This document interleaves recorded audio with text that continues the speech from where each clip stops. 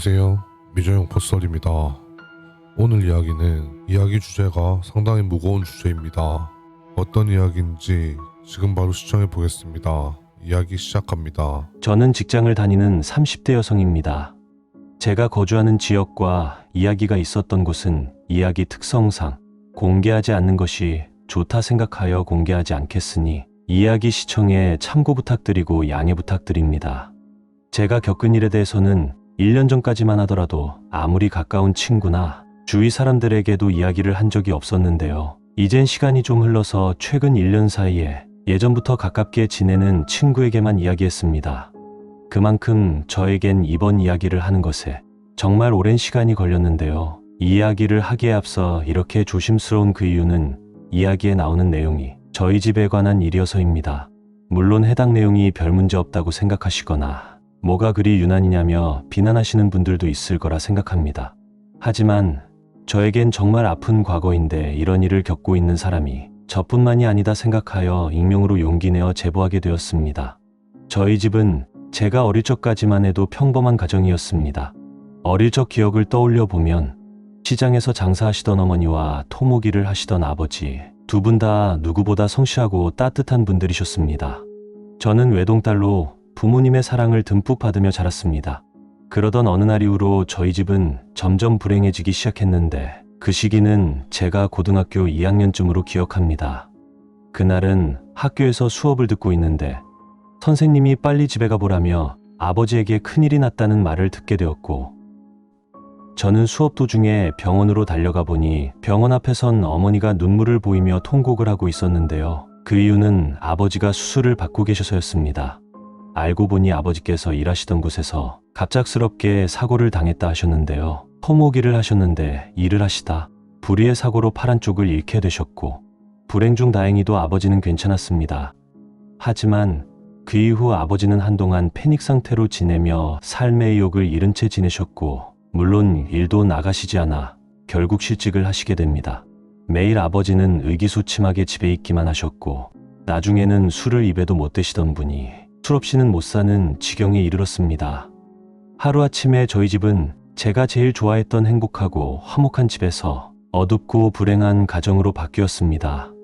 어머니 또한 시장에서 일을 하셨지만 아버지가 팔 한쪽을 잃고 어머니를 괴롭히기 시작하셨고 거기에 점점 잊혀짐까지 생기셔서 어머니는 알바 형식으로 가게에서 일을 하셨는데 일을 나가시던 시장에서도 아버지가 행패를 부려 더 이상 일을 하지 못하시고 그만두게 되셨고 어머니 또한 집에서 나가지도 못하고 집에서만 계셨습니다. 당시 제가 봤던 어머니의 모습은 극도로 불안하고 우울한 모습이었는데요. 저희 집은 경제적으로나 모든 면에서 불행해졌습니다. 그 일을 계기로 부모님 두 분 다 깊은 불안감에 빠진 상태로 보였습니다. 그러던 어느 날 어머니와 친하게 지내던 이모가 있었는데 어머니와 시장에서 같이 일을 하시던 분인데 친하게 지내셔서 제가 이모라고 불렀던 아주머니였습니다. 시장 이모의 소개로 어머니는 한 번씩 나가서 이모 집에서 열리는 모임에 다니기 시작하였고 어머니는 예전처럼은 아니지만 조금은 얼굴에 화색이 돌았습니다. 저는 어머니의 얼굴이 조금은 좋아져서 이모 집에서 뭘 하냐 물었는데요. 어머니는 이모 집에 가면 이야기 나누고 명상을 한다며 이야기하더군요. 아직도 오랜만에 본 어머니의 밝은 표정이 눈앞에 아른거립니다. 그런데 몇 주가 지나자 이상한 점들이 하나둘 눈에 들어왔습니다. 어머니는 집에 오시면 진짜 세상이 보인다며 수첩에 무언가를 빽빽이 적으셨고 가끔은 밤늦게 거실에 나와서 밖을 보며 기도를 하시곤 하셨습니다. 처음엔 스트레스 때문에 종교에 조금 의지를 하는 건가 보다 생각했지만 어느 날부턴가 아버지도 이모 집에 같이 다니기 시작하셨고 그 뒤로는 집안 분위기가 급격히 달라졌습니다. 부모님은 이모 집에 다녀와서 무슨 종이를 받아왔는데요. 알 수 없는 문구가 적힌 종이를 집안 곳곳에 붙이기 시작하셨습니다. 저는 처음 그 종이들을 보았을 때부터 불안했는데 그 수가 점점 많아져 종이를 떼어내곤 했는데요. 제가 종이를 떼어낼 때마다 어머니는 다급하게 그거 훼손하면 안 된다, 큰일 난다고 소리치셨습니다. 그래도 부모님의 얼굴이 점점 밝아지기 시작하여 조금은 예전처럼 돌아간다는 마음으로 저도 애써 밝게 지내려고 노력하던 시점이었는데요. 제가 친구 집에서 공부를 하고 늦은 시간에 집으로 돌아왔을 때였습니다.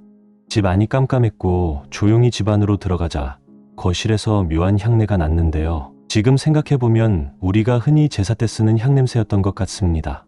그리고 부모님 두 분이 거실 한가운데 무릎을 꿇고 앉아 계셨고 눈을 감고서 손에는 무언가를 들고서 있었는데요. 저는 어두워서 잘 보이지 않아 불을 켰는데 그 순간 보인 것은 검은 끈으로 묶인 작은 성경 같은 책을 손에 쥐고 계셨습니다. 그 모습이 얼마나 기괴했던지 전 순간 발걸음을 멈췄습니다.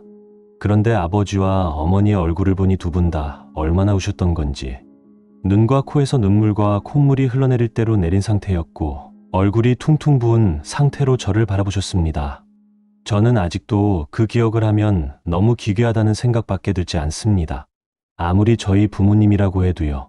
그리고 부모님은 다쉰 목소리로 너도 빨리 와서 기도하자며 이야기하셨는데요. 저는 싫다며 부모님에게 이야기하자 아버지는 눈물을 멈추곤 저를 죽일 듯 쳐다보셨습니다. 그리고 어머니는 한 번도 욕을 하시는 모습을 본 적이 없었는데 저를 보며 욕을 뱉어내셨고 아버지와 같이 저를 잡고서는 제 머리카락을 자르기 시작했습니다. 저는 그날 가위로 머리카락을 다 잘린 상태로 한동안 학교도 가지 못하고 방에서 나오지 못하고 있었는데요. 저는 부모님의 상태가 안 좋다는 것을 인지하고 최대한 부모님에게 맞췄고 그렇게 하니 부모님도 저를 조금은 용서하신 건지 다시 학교에 보내주셨습니다. 그날 이후 저는 친구 집을 돌아다니며 머물기 시작했습니다. 학교를 마치면 집에 가는 것이 두려웠습니다. 부모님은 점점 저와 멀어졌고 저를 정화되지 않은 아이라 부르며 무슨 모임에서 나오는 깨달음의 길에 들어와야 한다고 강요하셨습니다. 심지어 고3이 되던 해에 대학 진학 대신 모임 안에서 영혼을 치유하는 수련을 받는 게 더 중요하다며 학업을 포기하라고까지 하셨습니다. 저는 그때 처음으로 부모님께 반항했고 가까스 졸업을 하였습니다. 결국 대학은 가지 못했고 저는 집에 있는 게 너무 싫고 부모님 또한 무서웠고 가방 하나 들고 다른 지역으로 도망치듯 올라갔습니다. 그 이후로 저는 부모님과 거의 연락을 끊고 살았습니다. 간간히 전화가 오면 모임 이야기가 빠지지 않았기에 받지 않게 되었는데요. 알고 보니 그 모임은 사이비 종교 같았습니다. 당시 저희 집에 붙어있던 종이에 적혀있던 글 또한 알 수 없는 문장도 있었고 그나마 조금 알 수 있게 적어놓은 글들이 있었는데요. 그 글을 읽어보면 세상의 끝은 가까워지고 있다. 정화되지 않은 자는 불로 심판받으리라 그런 말들이었습니다. 그리고 어느 날 모르는 번호로 전화가 와서 받아보니 아버지가 심장마비로 돌아가셨다는 소식이었습니다. 저는 하는 수 없이 장례식에는 갔습니다. 그런데 이상하게도 빈소에는 저 말고 다른 친척들이 거의 오지 않았고 대부분은 부모님이 다니는 모임에서 온 사람들이었습니다. 나중에 친척들에게 이야기를 들어보니 부모님은 친척들을 집에 불러 모임 사람들을 불러들여서 같이 모임을 하자며 이야기했다 하더군요. 친척들은 저희 부모님이 단단히 미쳤다고 생각하고 연을 끊었다 하셨습니다. 그리고 그 모임 사람들이 아버지 장례식장에서 이상하고 소름 끼쳤던 점은 모두 하얀색 옷을 입고 있었으며 무슨 이상한 말을 저에게 해주었는데요. 아버지의 영혼이 다음 단계로 넘어간다는 식의 말을 하고 있었습니다. 그 모습을 보고 저는 소름이 돋아 자리를 피했습니다. 어머니는 그 후 몇 달간 연락이 없으셨습니다. 그리고 1년쯤 지나서 경찰서로부터 연락을 받았습니다. 어머니가 모임의 또 다른 신도들과 함께 산속에 머무르다 병을 얻고 돌아가셨다고 했습니다. 그때 저는 정말 후회했습니다. 조금 더 일찍 손을 잡아 끌었더라면, 조금 더 부모님을 붙잡았더라면 그분들이 그렇게까지 깊게 빠지시진 않았을지도 모르겠습니다. 하지만 동시에 너무 무서웠습니다. 부모님을 그렇게 만든 사이비 단체, 그리고 그 안에서 당연한 듯 자행되던 일들이 어쩌면 제가 겪은 이 이야기는 누군가에게는 단순한 도시괴담처럼 느껴질지도 모르지만 이런 일들은 괴담이 아니라 사실로 주위에서 일어나는 일입니다. 부디 사연을 보시는 분들 중에서는 아무리 힘든 일이 있어도 절대로 저희 집에서 일어났던 길을 걷지 않기를 바랍니다. 믿음은 개인의 자유지만 그것이 사람을 망치고 가정을 무너뜨리는 순간 그건 더 이상 믿음이 아닙니다. 아버지, 어머니 모두 지금은 돌아가셨고 이제는 더 이상 이 말을 꺼내도 피해볼 사람이 없다는 생각에 용기를 내어 제보합니다. 혹시라도 이와 비슷한 일을 겪고 있는 분들께는 경고가 될 수 있기를 바라는 마음도 있습니다. 오늘 이야기 어떠셨나요? 재밌으셨다면 구독, 좋아요 한 번씩 부탁드리겠습니다. 감사합니다.